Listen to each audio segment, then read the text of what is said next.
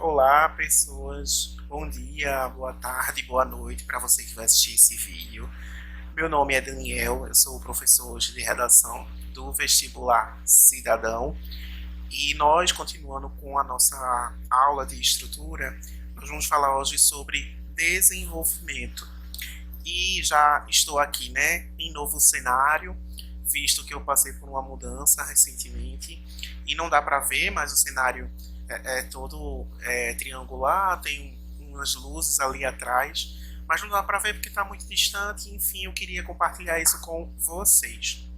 Hoje nós vamos falar sobre a estrutura do desenvolvimento, como ela pode ser utilizada, como ela deve ser utilizada e também como é que essa estrutura vai impactar no seu texto. Como eu fiz anteriormente, eu vou desativar a câmera para a live não ficar travada e aí eu vou ativar em alguns momentos e vocês só vão escutar a minha voz, certo, povo? Para quem nunca não assistiu a primeira aula, para quem não me conhece, eu sou Daniel Limonge, mais uma vez falando, sou professor de redação e a qualquer momento vocês podem me procurar por meio das redes sociais do vestibular, que aí vão repassar para mim e eu consigo tirar a sua dúvida, certo, povo? Vamos lá então. Hoje, o que é que a gente vai trabalhar nesse desenvolvimento? A primeira coisa é justamente eu explicar a vocês que o desenvolvimento é dividido em duas partes, tá? Que é o D1 e o D2. E essas partes são independentes, ou seja, não são parágrafos interligados e nem são ligados à introdução. A única coisa que deve conter da introdução no desenvolvimento, no D1, é a retomada da tese, no D1 e no D2, aliás. São as retomadas das teses, certo? Então, assim, tenha cuidado, porque um erro muito comum que acontece é os alunos colocarem o desenvolvimento como se fosse retomada da introdução. Então, não, gente, não é isso, tá? E a seguir, nós vamos ver as estruturas que devem conter nesse desenvolvimento e vamos analisar um texto conforme o conhecimento dado a vocês, tá?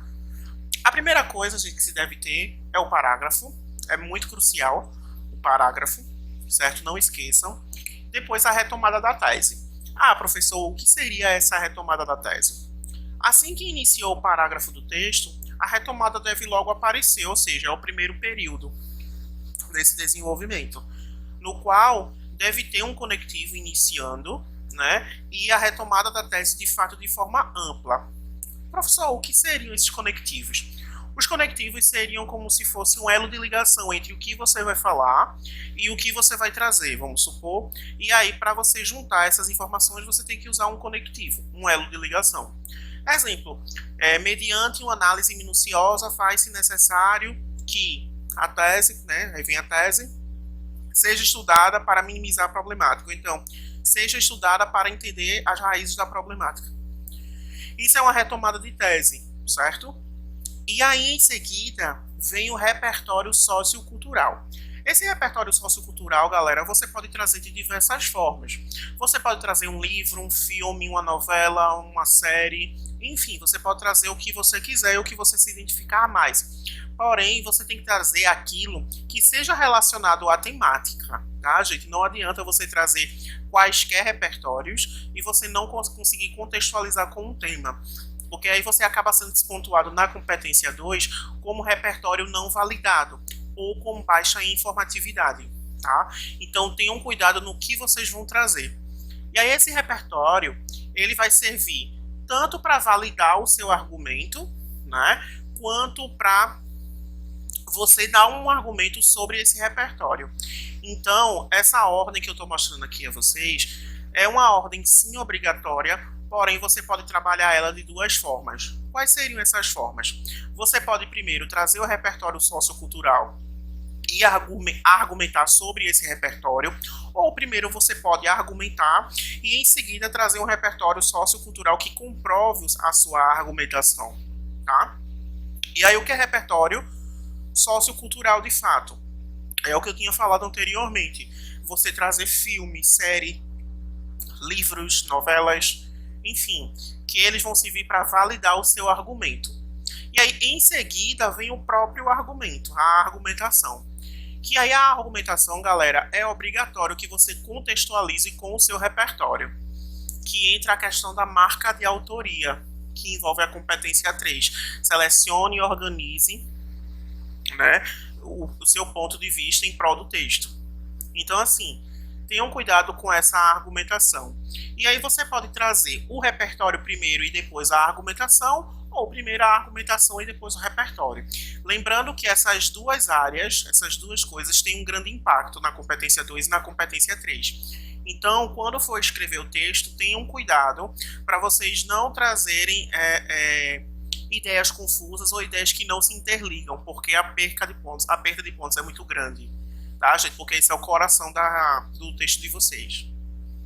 E o fechamento desse desenvolvimento, que aí os desenvolvimentos devem ter um fechamento de ouro, no qual esse fechamento deve ser selecionado ou com seu repertório, ou como é que se diz? Ou deve dar um gancho, né, para o D2. E aí a gente vai trazer um exemplo na nossa análise que vocês vão verificar tudo isso. Esse gancho, gente, que eu falo, por exemplo, você terminou o D1, aí você começa o D2 com um conectivo, exemplo.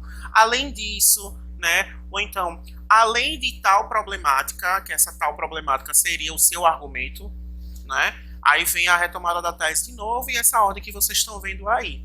Não é difícil, tá, gente? Não é difícil fazer essa estrutura, porém é necessário o cuidado, porque envolve o seu argumento, envolve o seu conhecimento de mundo. Então, quanto mais rico, quanto mais detalhado, melhor, tá bom? E aí, vou explicar agora o conceito mesmo de o que é retomada da tese, o que é repertório sociocultural. Ignorem aqui o material, tá, gente, do vídeo, eu vou mandar o material correto. E o que é argumentação, os conceitos, tá? Primeiro, o que é retomada da tese? A retomada da tese é quando você vai relembrar ao leitor e corretor sobre o que você vai falar nos seus desenvolvimentos. E é obrigatório, galera, ter essa retomada. Por quê? Se não tiver essa retomada, você perde ponto na competência 2, que verifica a estrutura textual. Então, o corretor não vai ter uma bola de cristal para adivinhar sobre o que você está falando. Você tem que deixar o mais claro possível, principalmente se for, por exemplo, tese implícita, né? O que é uma tese implícita? É quando na introdução você termina assim: cabe analisar, cabe ser analisada, ou então cabe uma análise minuciosa sobre as vertentes que ocasionam essa problemática. E aí no D1 e no D2 você tem que deixar claro quais são essas vertentes, tá? Isso é uma tese implícita. E a tese explícita é justamente, eu vou falar disso e disso. Então, no D1 e no D2 tem que ter essa retomada, independente se for tese implícita ou explícita, tá bom? E aí o que é repertório sociocultural? O repertório sociocultural não é nada mais nada menos que o seu conhecimento de mundo sobre determinada problemática. E aí, como eu tinha falado, pode vir como alusão histórica, dados estatísticos, filmes, música, séries, citação direta. E aí, se não tiver esse repertório, galera, no texto, nem adianta você achar assim, eu vou tirar nota máxima. Não vai. Por quê? Se não tiver um repertório no desenvolvimento, o seu texto se torna dissertativo e expositivo. E aí você perde ponto na competência 2, tá? Que é justamente o que avalia a estrutura, e a competência 3, que é o seu ponto de vista sobre determinado assunto. Então, quando você não traz o repertório, você perde pontos, e perde muitos pontos nessas duas competências. Então, se liguem nisso aí. E aí, o que é argumentar? Né? O argumentar, gente, é a chave de ouro do texto, como eu tinha falado, o coração do texto. E aí, para desenvolver uma boa argumentação, você deve convencer o leitor da sua opinião, mostrando o porquê da sua tese ser um dos motivos para a problemática acontecer de forma frequente. Então, você precisa provar ao leitor/corretor que a sua tese é inquestionável. E o leitor tem que concordar com tudo aquilo que você está trazendo no texto. Né?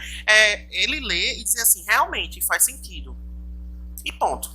Isso é argumentar, que é quando você traz o seu ponto de vista em forma argumentada, lembrando que esse argumento tem que vir em forma impessoal, tá? Evitem termos como achamos, fazemos, modificamos, que é a primeira pessoa do plural, nós. A impessoalidade, galera, sempre vem na terceira pessoa do singular ou na terceira pessoa do plural. Sempre, tá, gente? Não esqueçam disso. E aí, existem hoje alguns tipos de repertório sociocultural, que é a alusão histórica, a citação direta, dados estatísticos e exemplos. O repertório, como eu tinha dito, né, serve para reforçar o seu ponto de vista. E aí esse reforço pode acontecer por meio de uma alusão histórica, que utiliza uma situação que aconteceu na história e essa situação se reflete até os dias atuais. A citação direta, que é usado para argumentar ou contra-argumentar a fala do autor da frase, que pode ser citação de filósofo, escritores, etc, etc. Dados estatísticos, que é número, percentual ou quantidade que reflete sobre um determinado assunto, e exemplos. E aí que é para dar um exemplo daquilo que se foi argumentado, sendo música, série, filme, livro e etc. Tá? Esse é o tipo de repertório sociocultural. E aí tem um plus, que é a estratégia argumentativa, que é como você vai relacionar o seu argumento com o repertório sociocultural, certo? E aí existem 3 hoje, que é o posicionamento contrário, onde esse posicionamento você vai se opor à ideia trazida por um repertório ou um dado, certo? A causa e consequência, quando você vai usar um parágrafo para a causa e outro para a consequência, e a afirmação, que é quando você está concordando com aquele repertório sociocultural, no seu ponto de vista. Então, hoje, o mais tradicional é a estratégia de afirmação. Além dela ser a mais tranquila, a mais fácil de fazer, a mais comum, ela valida aquele repertório, né, por meio do seu argumento. Então, existem hoje essas 3 estratégias argumentativas, na qual você, caro aluno e cara aluna, pode escolher qual a melhor forma que você deve fazer. Ah, professor, qual é a estratégia que mais impacta, né, na redação? Olha, é o que eu sempre falo. A redação do Enem não é o que você vai trazer, né? Os dados que você vai trazer, mas como você vai trazer esses dados. Pode ser a forma mais comum possível, mas você pode inovar dentro desse comum, entendem? Então, assim, vocês que escolhem a melhor forma. Eu, professor Daniel, utilizo muito posicionamento contrário. É fácil utilizar essa estratégia? Não, não é. Como é que eu faço para conseguir? Tem que escrever muito, tem que ler muito. Você tem que ter um embasamento, tá, gente? Em qualquer estratégia, você precisa ter um embasamento daquilo que você está falando. Você precisa conhecer o tema bem, inclusive. E aí agora, vamos fazer uma análise do desenvolvimento. E aí eu vou explicar cada pedaço para vocês entenderem, né, o que eu tinha falado anteriormente. Vamos lá. Vamos fazer a análise do desenvolvimento, lembrando, galera, que as cores têm que seguir exatamente do jeito que está aparecendo aí, tá? O segredo de um bom desenvolvimento é responder de forma clara o porquê a sua tese é frequente na problemática. E aí essa inovação se dá pelas palavras utilizadas, a qual chamamos de conectivos e sinônimos, certo? E aí eu vou explicar mais na frente. Vamos à análise. O tema desse desenvolvimento, galera, é o desafio da gestão de resíduos na sociedade brasileira. Prestem atenção nisso que está sublinhado, gestão de resíduos, que aí vocês vão entender, né, quando tiver no desenvolvimento o porquê que eu sublinhei isso. Vamos lá. A cor verde, galera, é a retomada da tese, certo?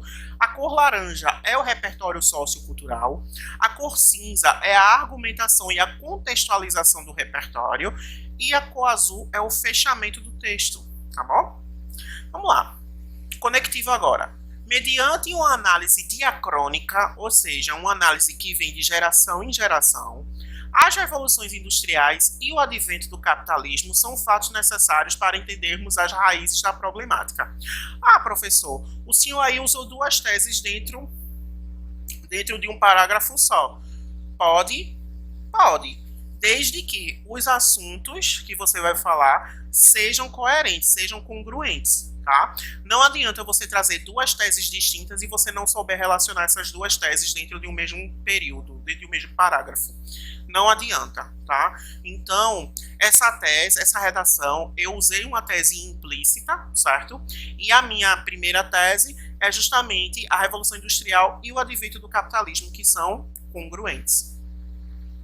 E aí, vamos lá. No século XX, surgiu a quarta revolução industrial, fase das máquinas e tecnologias, a qual trouxe mazelas sociais em prol do capitalismo, como o consumismo exacerbado e o descarte incorreto e constante dos produtos inutilizados. A primeira coisa que você vai olhar e vai dizer assim, realmente, essa questão do consumo exacerbado é só você lembrar, por exemplo, a necessidade de trocar de celular o tempo todo, que a gente tem. Vê o celular mais novo, fica querendo comprar. Vê algo mais novo do que você já tem, quer comprar para ser atualizado. Isso é o consumismo exacerbado, tá, gente? Tá? E aí vem, né, a argumentação. Diante do fato, discutir acerca do capitalismo e da revolução industrial é relevante. Aí eu vou dizer o porquê que é relevante. Devido a esse capitalismo influenciar de maneira deturpada, o que seria deturpado? É de maneira errônea, de maneira maquiavélica. E aí, evitem usar esses termos muito fortes, né, porque fica agressivo o texto. Então, por exemplo, o deturpado significa que é algo errado, né? Esse consumismo exagerado e a ausência de consciência social na gestão de resíduos. Qual é o tema? O desafio da gestão de resíduos. Olha o que eu fiz. Eu retomei o tema no meu desenvolvimento. Ah, professor, por que o senhor fez isso?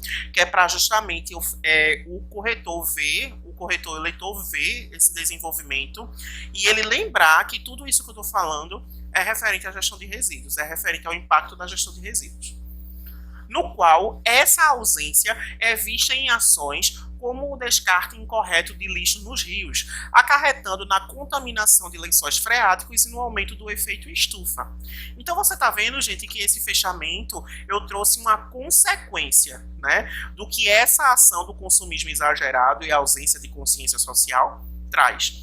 Então, isso é um desenvolvimento completo. Existem outras formas, professor? Existem várias formas de você inovar nesse desenvolvimento. Mas o segredo, galera, para essa inovação é você escrever e reescrever e estudar o tema, tá? Não adianta você escrever redações sobre temas qual você conhece se você não estuda sobre o tema, se você não vê um vídeo, um documentário, enfim. Então, gente, foquem nessa questão de estudar, foquem nessa questão de entender a temática antes de escrever, porque aí vai dar super certo, tá bom?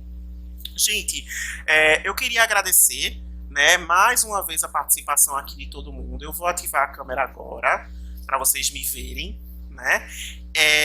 Eu fico muito feliz por estar compartilhando esse momento com vocês da aula e eu quero que vocês fiquem cientes que redação não é difícil, tá, gente? Mas redação é só mais uma prática mesmo de escrita e eu sei que vai dar tudo certo para vocês, tá bom, meu povo? Um beijo a todo mundo e até a próxima aula.